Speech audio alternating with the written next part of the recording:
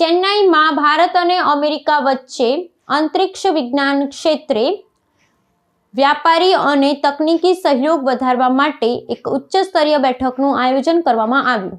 તમિલનાડુની રાજધાની ચેન્નાઈમાં અમેરિકી મહાવાણિજ્ય દૂતાવાસ દ્વારા ભારત અમેરિકા અંતરિક્ષ વાણિજ્ય બેઠક સંપન્ન થઈ હતી. આ મહત્વપૂર્ણ કાર્યક્રમમાં ભારત અને અમેરિકાના ખ્યાતનામ વૈજ્ઞાનિકોએ ઉપસ્થિત રહી અંતરિક્ષ સંશોધન ક્ષેત્રે પરસ્પર ભાગીદારીના નવા આયામો પર ચર્ચા કરી હતી. ભારત સરકારના અંતરિક્ષ વિભાગના સચિવ ડોક્ટર વી નારાયણે આ પ્રસંગે સંબોધન કરતા ભારતીય અંતરિક્ષ અનુસંધાન સંગઠન ને અમેરિકાની રાષ્ટ્રીય વિમાન વિદ્યા ને અંતરિક્ષ વહીવટી સંસ્થા વચ્ચેના સુદૃઢ સંબંધોને બિરદાવ્યા હતા. આ બેઠકનો મુખ્ય ઉદ્દેશ્ય બંને લોકતાંત્રિક દેશો વચ્ચે અંતરિક્ષ તકનીકના આદાન પ્રદાનને વેગ આપવાનું ને વ્યાપારી સ્તરે નવા અવસરો શોધવાનું છે. નાસાના સહયોગી વહીવટદાર જોએલ ગ્રાહમે જણાવ્યું હતું કે ભારત અને અમેરિકાનું આ જોડાણ માત્ર બે દેશો પૂરતું મર્યાદિત નથી, પરંતુ તે વૈશ્વિક પડકારોનો સામનો કરવામાં અત્યંત નિર્ણાયક સાબિત થશે.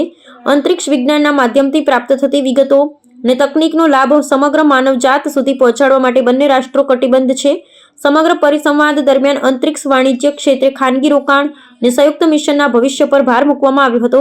આ સહયોગથી આગામી સમયમાં ઉપગ્રહ પ્રક્ષેપણ, હવામાનની સચોટ આગાહી ને આંતરરાષ્ટ્રીય અંતરિક્ષ મથકના કાર્યોમાં નવી ગતિ આવવાની સંભાવના છે. અંતમાં બંને પક્ષોએ તકનીકી જ્ઞાનના વિનિમય દ્વારા અંતરિક્ષ અર્થતંત્રને મજબૂત કરવાની સહમતિ દર્શાવી હતી. Indo-US collaboration in the space sector is a very long history.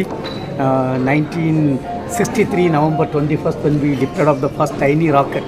The rocket came from USA, and from that humble beginning, the December 2025, December 24th, we accomplished the heaviest launch from Indian soil.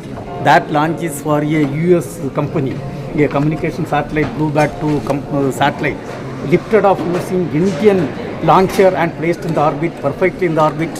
And again July 30th, the NISR, NASA ISRO synthetic aperture radar mission, again a Indo-US collaborative satellite, and we have successfully placed using Indian rocket, the Mark II rocket, in the orbit. I want to express NASA's strong support for the forum and for the work of the trade mission. Thank you to the US companies who have traveled for this week.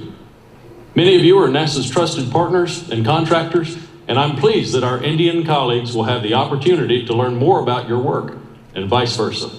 I also want to thank the Indian space leaders who are engaging with these companies. We have much to learn from one another, and I look forward to hearing the insights that emerge as you build new connections and explore fresh ideas together.